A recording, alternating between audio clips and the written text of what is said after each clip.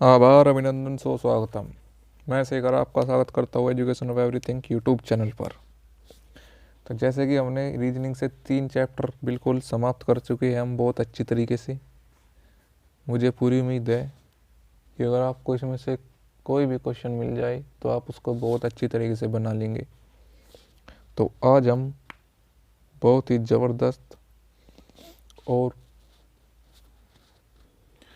और धांसू चैप्टर करेंगे जिसका नाम है आज। इससे आपको एक क्वेश्चन अवश्य मिलेगा आपके नेवी AA SSR और एयरफोर्स वाई ग्रुप में, जिसका नाम है आज डाइस यानी पासा।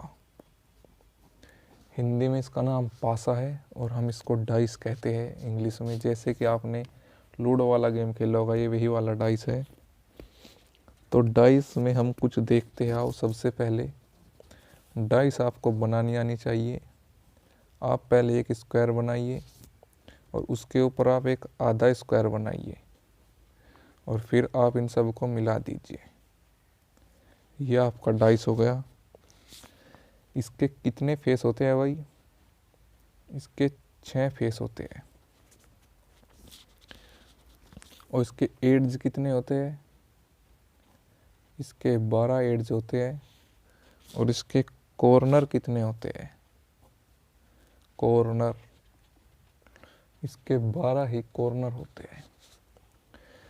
तो ये हमने कुछ डाइस के महत्वपूर्ण चीज़ें समझी। इसके 6 फेस होते हैं, एड्स 12 होते हैं और 12 ही इसके कॉर्नर होते हैं। इसको हम क्लोज डाइस कहते हैं। क्लोज डाइस यानी बंद पासा। इसको हम बंद पासा और क्लोज डाइस कहते हैं। क्लोज डाइस कितने प्रकार की होती है भाई? Close dice are 2 types.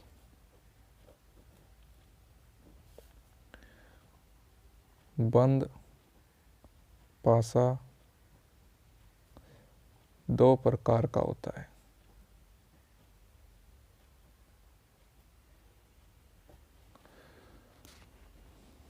कौन कौन से होते हैं? एक होता है standard device, standard dice, standard dice, और दूसरा होता है ordinary dice.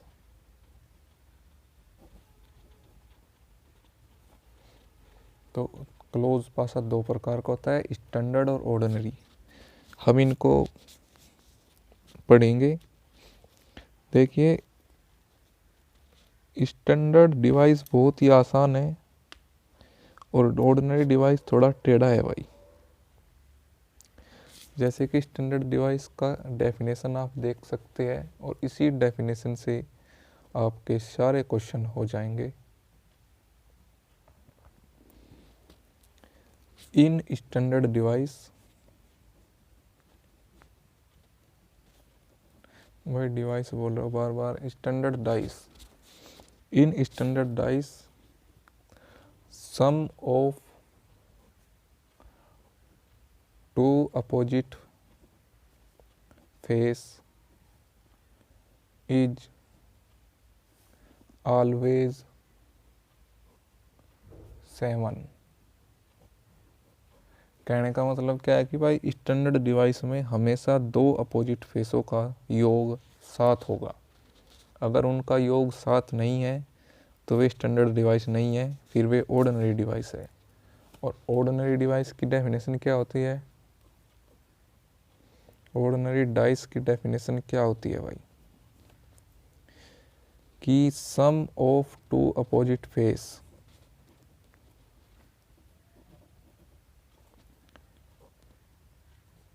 Never be 7। Ordinary dice में 2 अपोजिट फेसों का योग कभी भी 7 नहीं होगा और स्टैंडर्ड में हमेशा 7 होगा। जैसे कि इसका क्वेश्चन देखते हैं हम, एग्जाम्पल।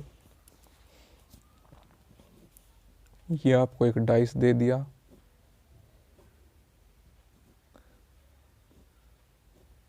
और इसके आपको दे रखे हैं 2, 4 और 1, और आपसे पूछ लिया कि 4 के अपोजिट क्या होगा। तो आप देखिए, ये इन दोनों को जोड़िए 6, इन दोनों को जोड़िए 5, तो इसका मतलब ये स्टैंडर्ड डिवाइस है। तो देखते हैं स्टैंडर्ड डिवाइस में क्या हमें पता है कि अपोजिट फेसों का मतलब अपोजिट फेसों का योग हमेशा 7 होता है। आपसे 4 का पूछ लिया तो 4 में क्या जोड़े कि 7 आ जाए 3, 2 में क्या जोड़े कि 7 आ जाए 5, 1 में क्या जोड़े कि 7 आ जाए 6। तो इसमें बहुत सिंपल है, 4 का अपोजिट 3, 2 का 5 और 1 का 6। ये इसमें कुछ नहीं करना आपको, ये बस सिंपल आपको जिस चीज़ का भी एग्जामिनर पूछे उस चीज़ का आपको जोड़कर, इसमें 7, जैसे कि 4 में 3 जोड़कर 7 आ जाए, 7 आता है तो 3 इसका अपोजिट फेस होगा। अभी ऑर्डिनरी डाइस का ये था भाई, स्टैंडर्ड डाइस का एग्जाम्पल। अभी एग्जाम्पल हम लेते हैं ऑर्डिनरी डाइस का।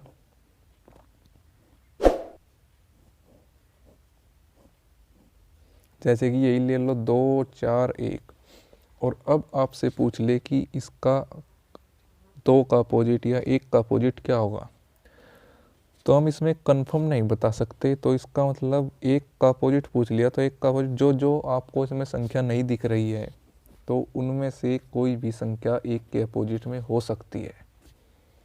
अभी हम इसको निकालना भी सिखाएंगे कि कैसे निकालते हैं, बिल्कुल एक्यूरेट कैसे निकालते हैं। तो 1 के अपोजिट में क्या हो सकता है भाई, 3 भी हो सकता है, 5 भी हो सकता है और 6 भी हो सकता है। इसी प्रकार 2 के अपोजिट में भी यही सेम आएगा, 3, 5, 6, और इसी प्रकार 4 के अपोजिट में भी यही आएगा, 3, 5, 6। ये ऑर्डिनरी डाइस का एग्जाम्पल था। तो इस प्रकार से आप अपोजिट फाइंड कर सकते हैं। जैसे कि अभी आपको एक अगला इसका कॉन्सेप्ट है कि आपको 2 और मोर डाइस दे दिए, 2 और मोर डाइस दे दिए जाए, 2 या 2 से अधिक पासे दे दे और आपसे अपोजिट पूछ ले। जैसे कि हम देखते हैं इसे कैसे करेंगे हम।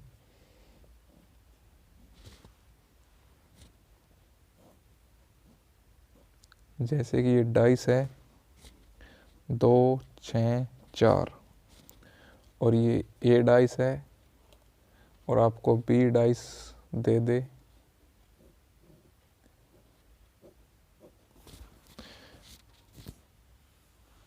एक, 3, 4, ये बी डाइस है, और आपसे इनके अपोजिट पूछ ले कि 4 का अपोजिट क्या है और 5 का अपोजिट क्या है इन दोनों डाइस में। तो आप कैसे निकालेंगे? आप सबसे पहले इन दोनों एलिमेंट में कॉमन एलिमेंट देखिए क्या है। इन दोनों डाइस में क्या है कि 4 कॉमन है, तो आप 4 को यहाँ लिख लीजिए। और इसके बाद आप क्लॉकवाइज चलिए, क्लॉकवाइज यानी हिंदी में इसका मतलब भाई दक्षिणावर्त, हिंदी में हम इसको दक्षिणावर्त कहते हैं। आप दक्षिणावर्त या क्लॉकवाइज चलिए। तो ये आप ऐसे डालिए ए, ये बी डाइस, ये ए डाइस और ये बी डाइस। तो ये 4 क्लॉकवाइज, फिर क्या आएगा 6, फिर क्या आएगा 2। फिर इस डाइस में भी ये 4 तो कॉमन है तो 4 के नीचे लिखेंगे। फिर इसका क्लॉकवाइज चलेंगे यानी दक्षिणावर्त 1 या 3। तो आपको देखिए क्या नहीं चमक रहा इसमें 5। तो जो कॉमन है उसको हटाइए और यहाँ पर 5 लिखिए। तो इसका मतलब क्या होगा, 4 का अपोजिट 5, 6 का अपोजिट 1 और 2 का अपोजिट 3। समझ आया भाई? अगर 2 डिवाइस में पूछ ले आपसे, 2 डाइस में पूछ ले आपसे तो आपको कॉमन एलिमेंट लिखना है सबसे पहले, जैसे कि हमने लिखा है कॉमन एलिमेंट लिखकर आपको आगे देखिए, या तो आप दक्षिणावर्त चलिए या वामावर्त चलिए, यानी आप क्लॉकवाइज भी चल सकते हैं और एंटी क्लॉकवाइज भी चल सकते हैं, तो आपका आंसर सेम ही आएगा। ये हमने क्लॉकवाइज चला, आप एंटी क्लॉकवाइज चल कर देख लीजिए, ये हो गया भाई क्लॉकवाइज। आप एंटी क्लॉकवाइज भी चलिए, ए जैसे कि देखिए 4 2 6, और बी डाइस में क्या आएगा भाई 4 3 1। तो देखिए यहाँ पर भी 4 को हटाकर हम 5 लिख देंगे, तो आया क्या भाई 4 के सामने 5 क्लॉकवाइज में भी, 2 के सामने 3 ये क्लॉकवाइज में भी है, 6 के सामने 1 और ये क्लॉकवाइज में, ये है भाई एंटी क्लॉकवाइज यानी वामावर्त। तो आप चाहे वामावर्त चलिए या दक्षिणावर्त चलिए, आपका क्वेश्चन का आंसर हमेशा सेम ही आएगा, बिल्कुल सेम आएगा भाई आपके क्वेश्चन का जवाब। इसमें कोई भी परेशानी वाली बात नहीं होनी चाहिए। तो देखते हैं, अगर ये तो हो गया भाई एक एक एलिमेंट का कॉमन 2 डाइस में, अगर आपको दे दे 2 एलिमेंट कॉमन दे दे, आइए इसका भी एग्जांपल देखते हैं।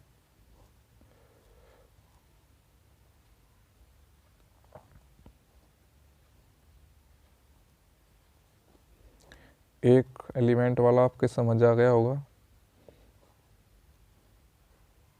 अब हम आपको 2 एलिमेंट वाला बताएंगे। जैसे कि देखिए 2 6 4 4 5 6, ये ए डाइस है, ये बी डाइस है। अब आप इसमें देखेंगे कि 6 4 इसमें भी है और 6 4 इसमें भी है, यानी 2 एलिमेंट कॉमन हो गए। तो ये क्या होगा, इफ 2 एलिमेंट्स आर कॉमन, अगर आपको 2 डाइस देकर उनमें 2 एलिमेंट कॉमन दे दिए जाए, तो अब आप इसका अपोजिट कैसे निकालेंगे। तो देखते हैं, जैसे कि इसमें भी आप ऐसे लिखेंगे ए और बी, इसमें आप पहले जैसे कि ये इनको छोड़ दीजिए अभी, जैसे कि जो जो डिफरेंस है, तो ए में क्या है 2 और बी में क्या है 4, तो ये पक्का कंफर्म है भाई कि 2 का अपोजिट 4 होगा। जो आपसे ये पूछ लिया कि 2 का अपोजिट क्या होगा, तो बहुत सिंपल सवाल है। अगर आपसे मान चलिए कि 4 का अपोजिट पूछ लिया, तो अब आप कंफ्यूज हो जाएंगे क्या होगा इसमें। तो इसमें क्या करना है, आपको 4 लिखना है,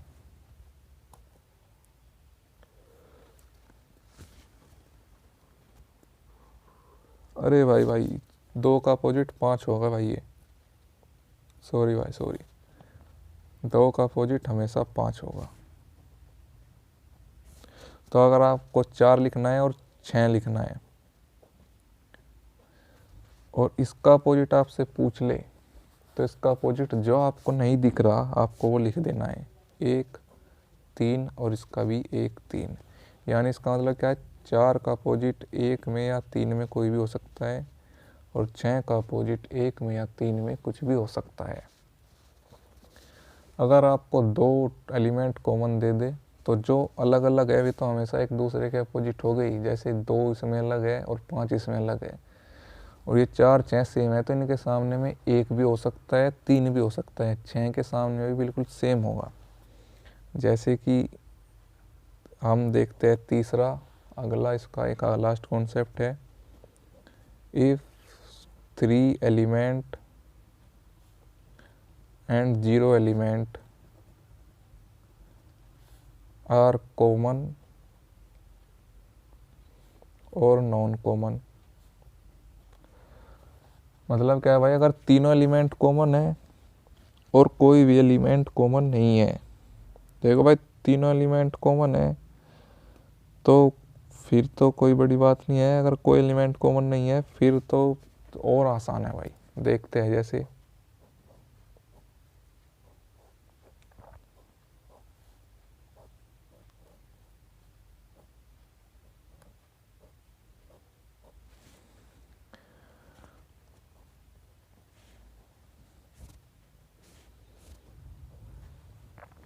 तो देखिए ये ए डाइस है, ये बी डाइस है, तो इसमें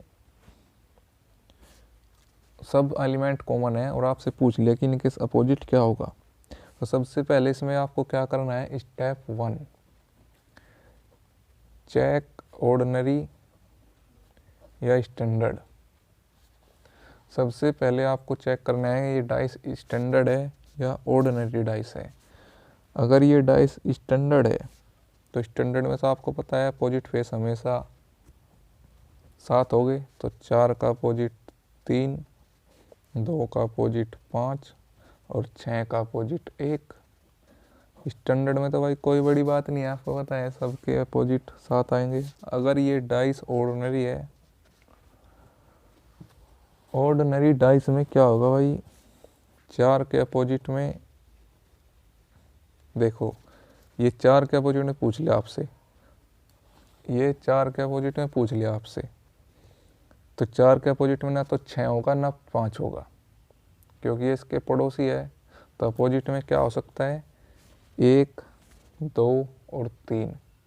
इसी प्रकार से 5 और 6 के बीच में भी 5 और 6 के अपोजिट भी 1 और 2 और 3 में से कोई एक होगा। अगर आपको एक बार फिर से समझिए, अगर आपको 3 एलिमेंट कॉमन दे दिए जाए या एक भी एलिमेंट कॉमन ना दिया जाए, सबसे पहले आपको चेक करना है ये डाइस ऑर्डिनरी है या स्टैंडर्ड है। अगर स्टैंडर्ड है तो 4 आपको अपोजिट फेस का सम 7 लाना है, 4 और 3 7, 2 और 5 7, 6 और 1 7।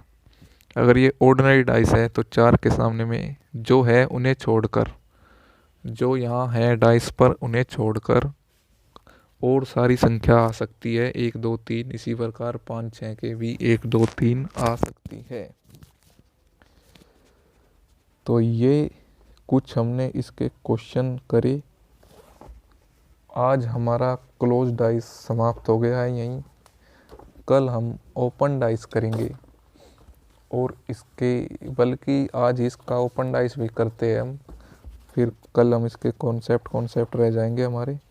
आज ही हम इसको ओपन डाइस में भी निपटा कर इसको हम ख़त्म करेंगे इस केस पे। ओपन डाइस देखे भाई किस प्रकार से होती है।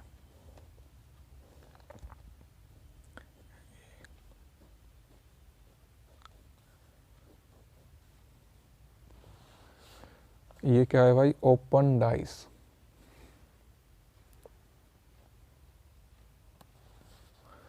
ये क्या हो गया भाई, ओपन डाइस हो गया। ये क्या हो गया भाई, ओपन डाइस। इस प्रकार से ओपन डाइस हो सकता है,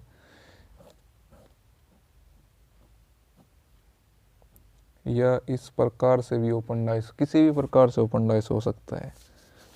तो आपको ओपन डाइस में देखिए कि A B C D E F, इस प्रकार से आपको ओपन डाइस मिलेगी। आपको अपोजिट देखना है, तो इसका अपोजिट होगा ये, A का अपोजिट होगा F, B का अपोजिट होगा D, B का अपोजिट होगा D और C का अपोजिट होगा E, C का अपोजिट होगा E। ओपन डाइस बहुत आसान है भाई, यानी सोशल डिस्टेंसिंग मेंटेन करनी है। कोरोना की लैंग्वेज में कहिए अगर, एक छोड़कर एक, एक छोड़कर एक, ये ऐसे, ठीक है भाई। इसमें ये ऐसे, ये ऐसे और ये ऐसे, ठीक है भाई।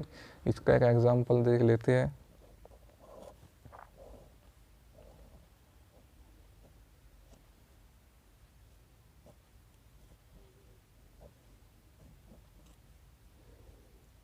इस प्रकार से भी ओपन डाइस हो सकता है, 1 2 3 4 5 और 6।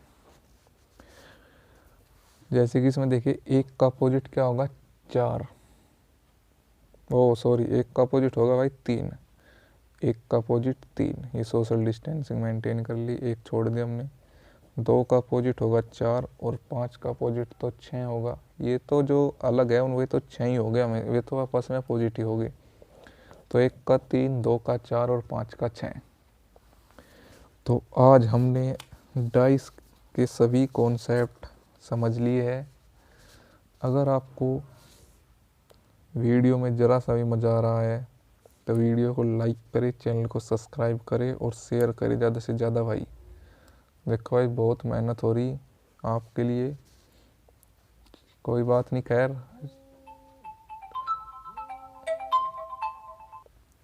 तो आज की इस वीडियो को हम यहीं समाप्त करते हैं।